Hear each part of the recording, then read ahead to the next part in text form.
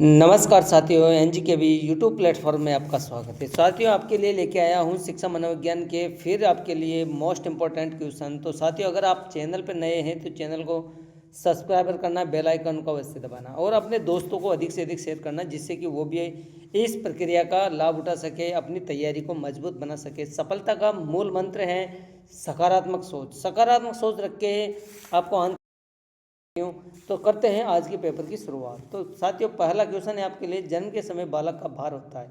बालक का भार जन्म के समय क्या होता है? तो साथियों, जन्म के समय बालक का भार 6 से 8 पाउंड के मध्य होता है। क्या कितना होता है? 6 से 8 के मध्य। यानी कि अगर स्पष्ट पूछे तो 7.5 पाउंड करना है आपको। तो आपका आंसर होगा 6 से 8 के मध्य। नेक्स्ट क्वेश्चन है, बालक का सर्वांगीण विकास उसके किस विकास पर अधिक अवलंबित होता है? साथियों, क्वेश्चन को समझना। बालक का सर्वांगीण विकास उसके किस विकास पर अवलंबित करता है? शारीरिक, मानसिक, संवेगात्मक या गामक?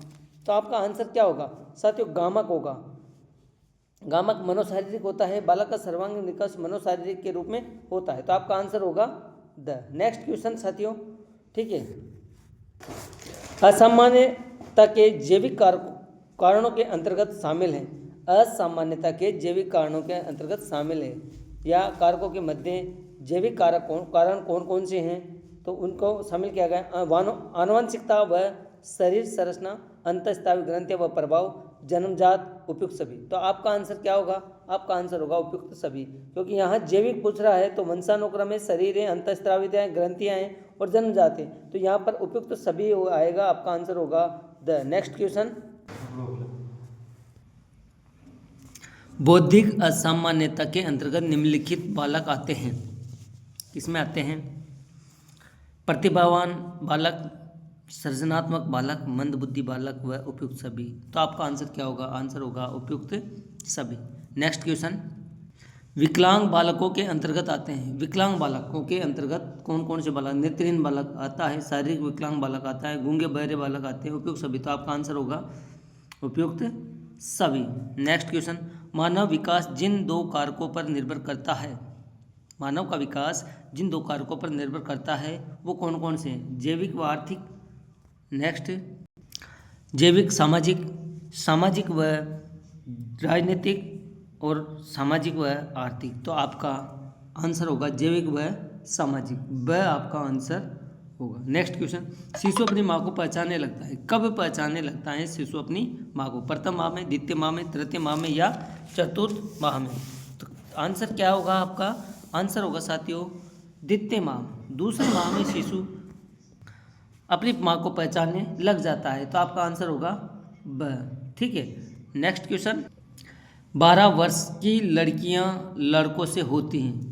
12 वर्ष की जो लड़कियां होती हैं, किशोरियां होती हैं, वो लड़कों से लंबी होती हैं, बौनी होती हैं, समान होती है या निरंतरता पे होती हैं? तो आपका आंसर क्या होगा? आंसर होगा लंबी होती है, क्योंकि 12 वर्ष तक की लड़कियां लड़कों से ज़्यादा बड़ी होती हैं, उनकी ऊंचाई 12 वर्ष तक अधिक होती है। बाद में बच्चों की ऊंचाई बढ़ जाती है, जबकि लड़कियों की घट जाती है, यानी कि वृद्धि लड़कियों की कम होती है, लड़कों की ज़्यादा होती है। नेक्स्ट क्वेश्चन, बच्चों में अस्थायी दांतों की संख्या होती है। बच्चों में अस्थायी दांतों की संख्या कितनी होती है? 18, 19, 20, 22। तो अस्थायी दांतों की संख्या बच्चों में होगी साथियों, कितनी होगी?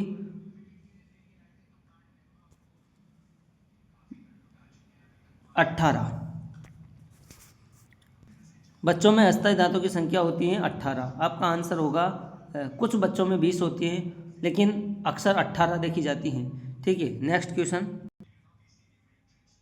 जन्म के समय बालक की लंबाई होती है। जन्म के समय बालक की लंबाई कितनी होती है? 21 इंच, 19 इंच, 20 इंच व 32 इंच या 22 इंच? 22 इंच। तो आपका आंसर क्या होगा बच्चों? आंसर क्या होगा? जन्म के समय बालक की लंबाई 19 इंच। साथियों, 19 इंच बालक की लंबाई होती है। आपका आंसर फिर ब होगा। छात्र वृद्धि होती है। नेक्स्ट क्वेश्चन में, छात्र की वृद्धि होती है वातावरण से, मस्तिष्क से, तंत्रिका तंत्र से या वंशानुक्रम से? तो आपका आंसर क्या होगा? आपका आंसर होगा वंशानुक्रम। क्यों? तंत्रिका तंत्र वृद्धि करता है।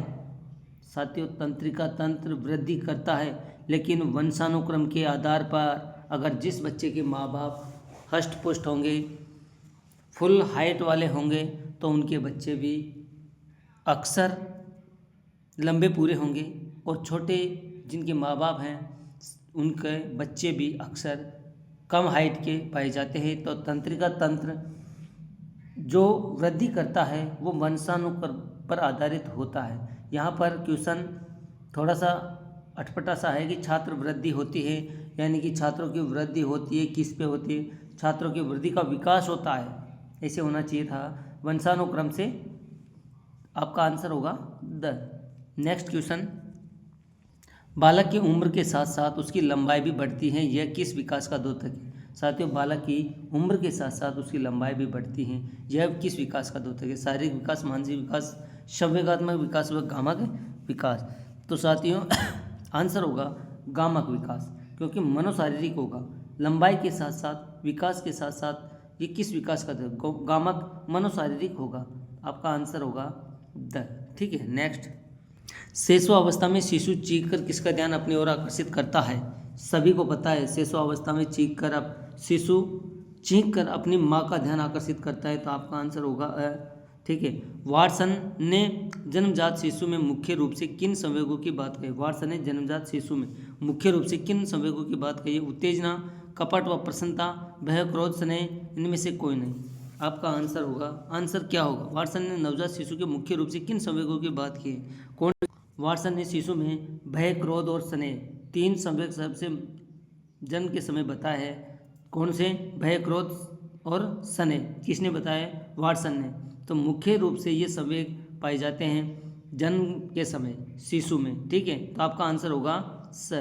नेक्स्ट क्वेश्चन साथियों, 10 वर्ष का बालक कितने शब्दों को समझ सकता है? कितने शब्दों को समझ सकता है 10 वर्ष का बालक? तो साथियों यहाँ पर 13,000, 26,000, 39,000, 52,000, तो 10 वर्ष का बालक मात्र 26,000 शब्दों को समझ सकता है, तो आपका आंसर होगा ब। नेक्स्ट क्वेश्चन, कितने माह का शिशु प्रौढ़ व्यक्ति की मुख मुद्रा को पहचानने लगता है? कितने माह का शिशु प्रौढ़ व्यक्ति की मुख मुद्रा को पहचान? 4-5 माह का शिशु, 8-9 माह का शिशु, या फिर 5-7 माह का शिशु, या 3 माह का शिशु? तो यहाँ पर 4-5 माह का शिशु प्रौढ़ व्यक्ति की मुख मुद्रा को पहचानने लगता है, तो आपका आंसर होगा अ। ठीक है, बालक की अभिवृद्धि एवं विकास को प्रभावित करने वाले कारकों में नहीं है। बालक की अभिवृद्धि एवं विकास को प्रभावित करने वाले कारकों में नहीं है वंशानुक्रम, वातावरण, बुद्धि एवं मृत्यु। वंशानुक्रम, वातावरण, बुद्धि एवं मृत्यु। तो आंसर आपका क्या होगा? आंसर होगा मृत्यु। बालक की अभिवृद्धि और विकास वंशानुक्रम पर प्रभावित होता है, वातावरण से प्रभावित होता है, बुद्धि भी होती है, लेकिन मृत्यु यहाँ पर उनके कारकों में नहीं है। क्वेश्चन को समझना, बालक की अभिवृद्धि और विकास को प्रभावित करने वाले कारकों में नहीं है। कौन सा नहीं है? तो मृत्यु नहीं है। नेक्स्ट, 16 वर्ष का बालक कितने शब्दों को समझ सकता है? 10 वर्ष का बालक कितने को समझता था? 26,000 को। और 16 वर्ष का बालक कितने शब्दों को समझ सकता है? तो 16 वर्ष का बालक साथियों यहाँ पर 40,000 शब्दों को समझ सकता है, तो आपका आंसर होगा द। 13 वर्ष की अवस्था तक पहुँचते पहुँचते बालक का कौन सा विकास लगभग पूरा हो जाता है? 13 वर्ष की अवस्था तक पहुँचते पहुँचते बालक का विकास कितना हो जाता है साथियों? तो साथियों लगभग पूरा हो जाता है। शारीरिक विकास, बौद्धिक विकास, मानसिक विकास और कोई नहीं। तो साथियों आपका आंसर होगा बौद्धिक विकास। ये क्वेश्चन था कि 13 वर्ष की अवस्था तक पहुँचते पहुँचते बालक का कौन सा विकास लगभग पूरा हो जाता है? कौन सा हो जाता है? शारीरिक विकास ये लगभग 20 वर्ष तक चलता रहता है। मानसिक विकास जीवन प्रयत्न चलता रहता है। और बौद्धिक विकास जो होता है वो लगभग 13 वर्ष तक तर्क वितर्क करना सीख जाता है। तो आपका आंसर होगा यहाँ पर वह आपका आंसर होगा। ठीक है, अगला क्वेश्चन, 20 शब्दों के वाक्य को दोहराना, कुछ कठिन शब्दों की व्याख्या कर सकना, भिन्न भिन्न पदार्थों से तुलना करना बालक किस वर्ष में सीखता है?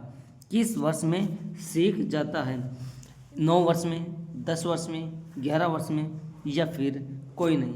तो साथियों 20 शब्दों के वाक्यों को दोहराना, कुछ कठिन शब्दों की व्याख्या करना सकना और भिन्न भिन्न पदार्थों की तुलना करना। बालक 11 वर्ष में ये सब सीखना शुरू कर देता है।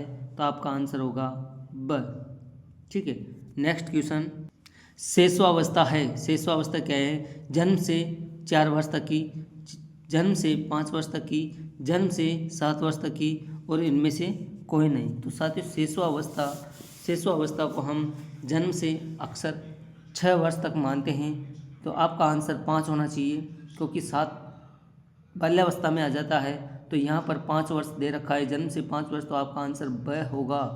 ठीक है, शेषवावस्था 0 से 6 वर्ष मानी जाती है, किंतु यहाँ पर हम 5 वर्ष मानेंगे, क्योंकि 6 नहीं दे रखा, 7 बाल्यावस्था में आ जाता है। ठीक है, तो आपका आंसर होगा ब, जन्म से 5 वर्ष। कोलसनिक ने किशोरावस्था की आयु बताई। कोलसनिक ने किशोरावस्था की आयु कितनी बताई है? तो साथियों, कोलसनिक ने किशोरावस्था की आयु 10 से 15 वर्ष क्या बताइए? 10 से 15, 10 से 12 नहीं बताइए, 15 से 30 नहीं बताइए, 12 से 21 नहीं बताइए, तथा कोलसनिक ने किशोरावस्था 10 से 15, मात्र 10 से 15 5 वर्ष की अवस्था को किशोरावस्था बताया है। तो आपका आंसर होगा द।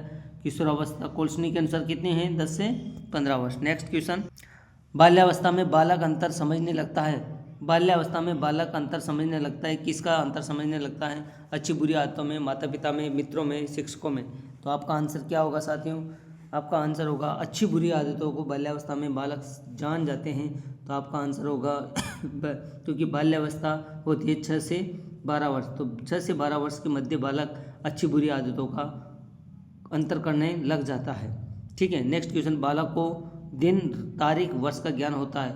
बालक को दिन, तारीख और वर्ष का ज्ञान होता है। कौन से वर्ष में होता है साथियों? 10वें वर्ष में, 8वें वर्ष में, 12वें वर्ष में या 9वें वर्ष में? तो कौन से वर्ष में होगा? दिन, तारीख और वर्ष का ज्ञान बालक को 12वें वर्ष में हो जाएगा। कौन से में हो जाएगा? 12वें वर्ष में। तो आपका आंसर होगा, आपका आंसर होगा 12वें वर्ष, यानी कि द ऑप्शन आपका आंसर होगा।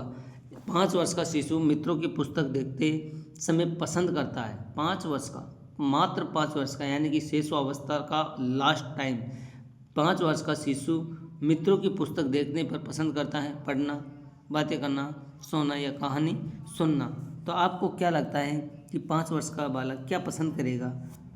कहानी सुनना। क्या पसंद करेगा? कहानी सुनना। तो आपका आंसर होगा द, क्योंकि छोटे बच्चे चित्र देखकर किताबों को पसंद करते हैं, उनकी कहानियाँ सुनना पसंद करते हैं। तो आपका आंसर होगा द। ठीक है साथियों, तो अगर क्लास अच्छी रही साथियों तो लाइक करना, कमेंट्स बॉक्स में अवश्य कमेंट्स करना और सब्सक्राइबर करना, बेल आइकन को अवश्य दबाना, जिससे कि हर नोटिफिकेशन आपके पास पहुंचता रहे। धन्यवाद साथियों, जय हिंद, जय भारत।